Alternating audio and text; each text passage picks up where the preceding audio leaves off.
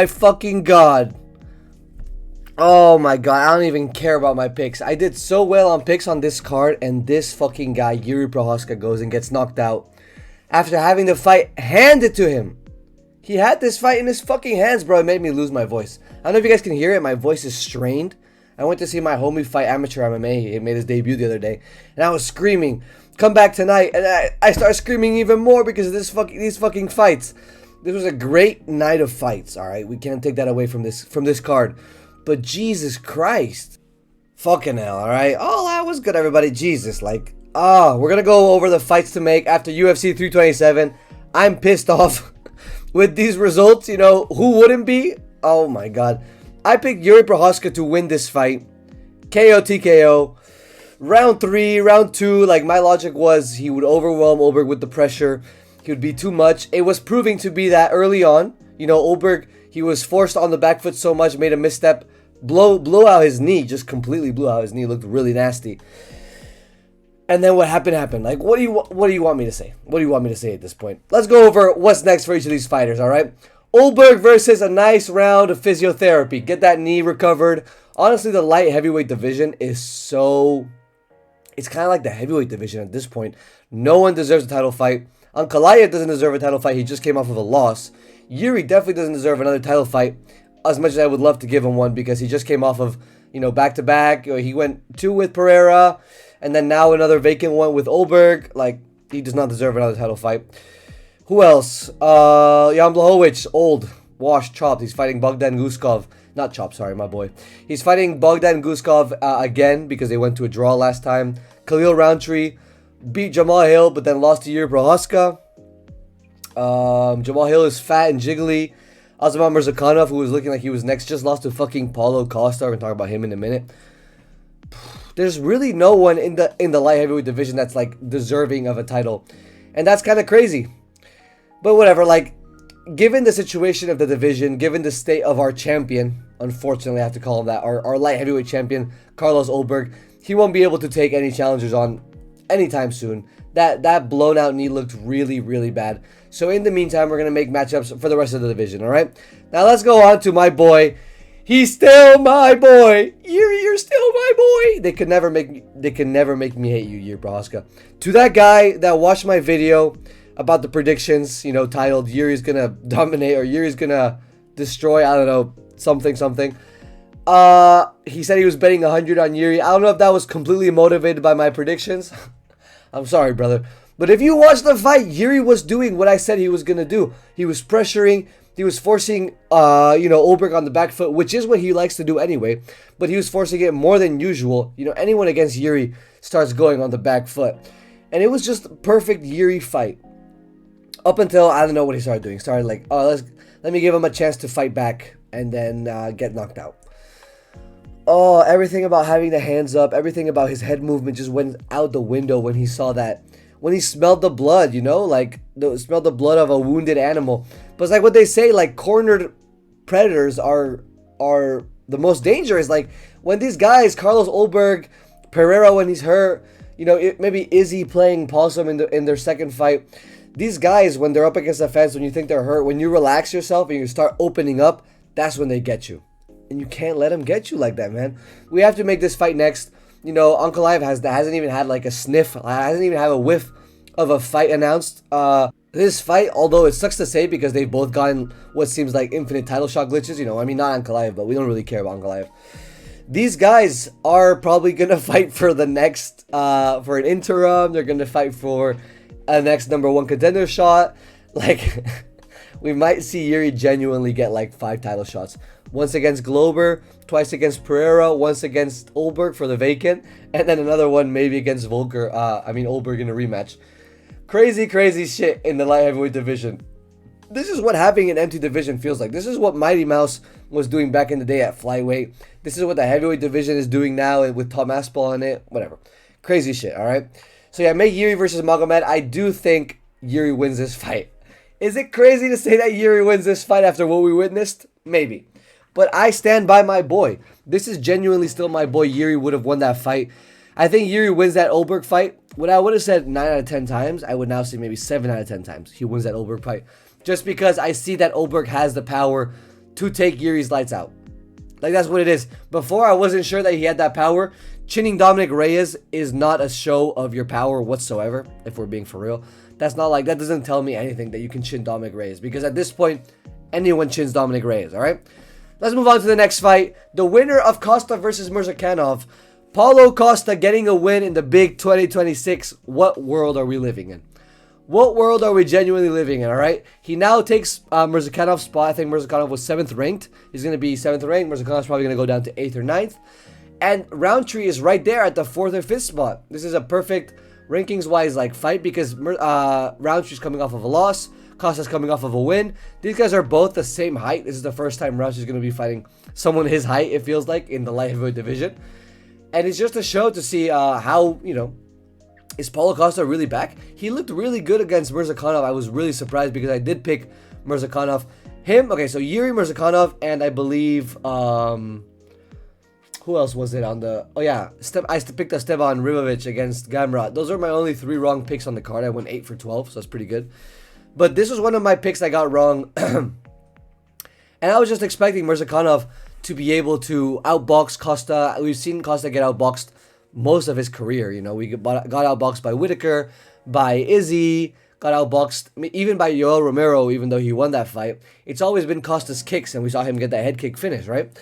So this is a battle like, how are Costa's kicks going to fare against Rountree? Rountree's Muay Thai style. Rountree is a Muay Thai fighter. Muay Thai fighters are all elbows and knees. The punches aren't really that much of a factor, but for Rountree, he is also an excellent puncher. I think Rountree would take this fight, and it would be pretty easy. However, I don't know if he would finish Costa, because if Murzakanov wasn't able to finish Costa in that second round where he looked really good, I don't know if I can see Rountree doing that. He doesn't have that kind of power. Again, who has he knocked out? Anthony Smith. All right, he's knocked out Johnny Walker. Okay, you know, not these names don't really. They don't really. What do you say? They don't really like. They don't push me. They don't like, incite any sort of admiration for me to knock these guys out. All right. Next, Murzakanov, my boy. Yo, Azamat and fucking Volkan Oezdemir here look like 2 bags of milk, bruh. Azamat versus Volkan. This is the right matchup to make. Volkan's coming off of a win. Azamat's coming off of a loss. Volkan is a little bit lower ranked than Azamat, but not a crazy amount. And these guys haven't fought before. That's an important factor in these heavier weight classes, because you'd be surprised. You look at some of these fights and you're like, oh, these guys they fought each other in like 2018, and this would be a rematch technically. But no, these guys haven't fought each other. They're very interesting matchups because Volkan is a very tall and lanky light heavyweight fighter, and Azamat, as we know, is a short little stubby bag of milk. What do I think about this fight? After seeing what Paulo Costa did to Azamat with the kicks, this is a lot closer than I think. I'd have to think about this one through, you know, see if it actually gets announced, see what I'd pick. But at this point, I'd probably pick Azamat by decision before I'd pick him by knockout. I think I'd pick him by decision because I would be very worried. Can Volkan get the kicks going? Can Oezdemir, you know, find his range? Because if Paulo Costa was able to outrange and outkick Azamat, then Volkan Oezdemir should be more than capable frame-wise, all right? So I'd take Azamat in this fight versus Volkan, but this is very up for grabs. We still have to see later on what would happen, all right? Next, Josh Hokit versus Waldo Cortez Acosta. Now, this guy, Josh Hokit, and Curtis Blaydes had one of the craziest fights you're going to ever see at heavyweight, bro. Like, this is genuinely maybe like up there with Stipe versus DC2, I believe. Yeah, when Stipe made the adjustment, made that comeback. This is up there with like, you know, some of the older fights like Rampage Jackson when he was up there. Or was he light heavyweight? I forget if he fought at heavyweight. We've seen some really like some banger matchups up at heavyweight. But this was really, in my opinion, at least in my lifetime, the best heavyweight fight I've seen. Like, without a doubt. Amazing display of heart from both guys. Adjustments. Josh Hokit was still showboating through it all. Like, this guy's fucking character is undefeated. Got a big ass lion with a crown tattooed on him. Lord have mercy. I picked Josh Hokit by decision. Josh Hokit won by decision, but I thought it was going to be way more dominant. This guy, Josh Hokit, is really, really good, and I do think Curtis Blaydes is good, alright, don't get me wrong, but I think it's just another level with Josh Hokit. He's so fast, he's so explosive, and yeah, you know, heavyweight, anything can happen. Anyone can get knocked out. But Josh Hokit showed that there are levels to this shit. There are levels to this shit, you know? It's no shame on Curtis Blaydes for losing this fight because this was a really close fight and it was really entertaining. But Josh Hokit won as I thought he would. And he is up next. This guy's genuinely up next. And who else is up next? Acosta, bro. Waldo Acosta. Make this interim fight. If you want to make this for an interim belt. If you want to make this for a #1 contender shot. But after we get Tom Aspinall versus Cyril Gane 2, the rematch, with no eye pokes this time, this guy, the winner of this fight is next, and I do think Josh Hokit would win. I don't think Acosta is that good, bro. Genuinely don't think he's that good. I haven't seen Acosta defend the takedown in the UFC, so we have to see how we do against this all-American elite wrestler in Josh Hokit. This would be honestly, I think, an easy decision win for Josh Hokit against Waldo Papi I know Black Cortez Acosta. But yeah, man, this is a good fight, honestly, at heavyweight, and the heavyweight division is really starting to shape up. It's weird because back in the day, it used to be heavyweight division, not back in the day, not even a couple months ago, it feels like it used to be heavyweight division and the flyweight division were just so buns, so bad. And then we have flyweight with Tyra, with Van, fucking the injury that caused Pantoja to get down. We have Manel Cap, maybe Magomed Ankalaev coming back. The flyweight division is actually genuinely really good. And now the heavyweight division is starting to take shape, Take shape literally. It's a very round shape, as it's always been. Waldo Cortez Acosta, Josh Hokit, the GOAT Shamil the Meal Gaziev, Tom Aspinall's an elite champion, Cyril Gane is still at the top of the division. Anthony Elijah looked good until he didn't. These divisions are starting to take place, and now the light heavyweight division, which was my favorite division when Alex was coming up, now it's just kind of weak. This shit's buns, bruh. Man, making me lose my voice. But yeah, make this fight, Josh Hokit versus Acosta. Josh Hokit takes this, alright? Next.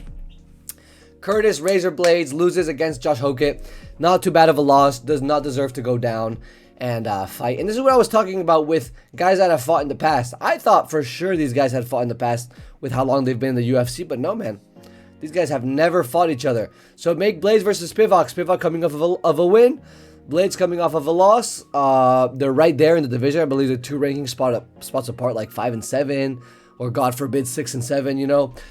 Make this fight. I do believe Blaydes would take this as an easy comeback win for the man, for the GOAT. Beautiful beard. Have you guys ever seen Curtis Blaydes without a beard? If you haven't, please don't do it. Please don't go on Google and look up blue waffles, bro. Please don't go on Google and look up Curtis Razor Blaydes with no beard. All right, you're gonna get traumatized. Curtis Blaydes versus Sergey Spivac. Blaydes takes this fight honestly pretty easily. Ever since I saw Sergey Spivac get melted up against the fence by Cyril Gane. Melted by Cyril Gane is crazy, bro. By a Frenchman is crazy.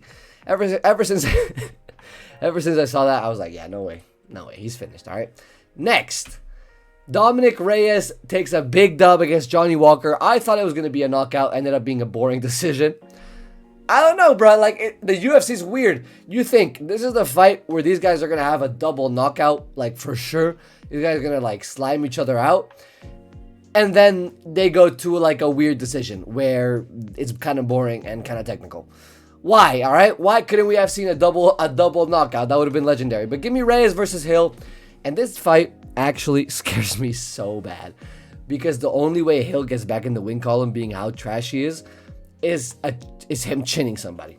And if he's going to chin somebody, it's going to be a Johnny Walker rematch, or Dominic Reyes. These are the guys he's going to chin in the light heavyweight division. Oh, I do not want Hill to win this fight. But give me Reyes. Let's trust in our boy. Let's trust in our little bag of milk. Please, Reyes, get in shape, all right? You're supposed to be an athlete. Look at you, buddy. You look like a bag of milk. You can't be walking here looking like fucking Jamal Hill. You look like Jamal Hill white version, all right? I think he's mixed or something. No, he's Mexican, right? He's part Mexican. Doesn't speak Spanish, though. But yeah, give me Reyes beating Jamal Hill. I'm pretty sure he'd do it by decision after what I've seen with this Johnny Walker fight. But yeah, man, I mean, Jamal Hill kind of just gets a decision unless he's fighting Jiri and Pereira.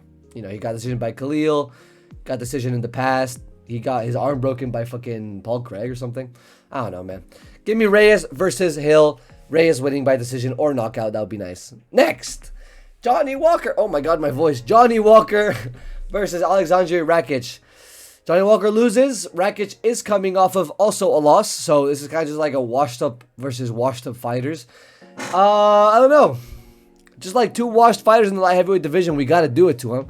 I do believe, yeah, they're pretty close in the ranking, so it's like, let's see who of these two guys gets saved and who has to fight some unranked killer coming up in the light heavyweight division. So yeah, man, give me Walker versus Rakic. This would be kind of crazy. I think Rakic, like, this is a bad stylistic matchup for Walker, and I do believe that Rakic would get his comeback. He would, like, finally win one back, probably knock out Johnny Walker.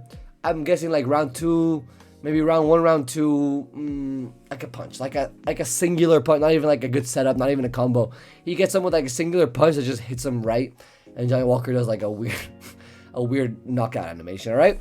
Thank you guys for watching. What do you guys think of UFC 327? What do you guys think of these matchups to make after the event? What do you think about fucking Jiri Prochazka getting slimed out? Oh my god! Oh my god! Oh my days! Oh yo yo yo yo yo! Guys, for everyone commenting that my video aged like milk, it low-key did age like milk, all right? But he's gonna come back. He's still our boy. He will get back. He is the GOAT. He is gonna get a 5th title fight, as he should. All right. Thank you guys for watching. I'm gonna go eat a smoothie, bro. Yes, eat a smoothie. These smoothies are solid as fuck. All right. Ciao.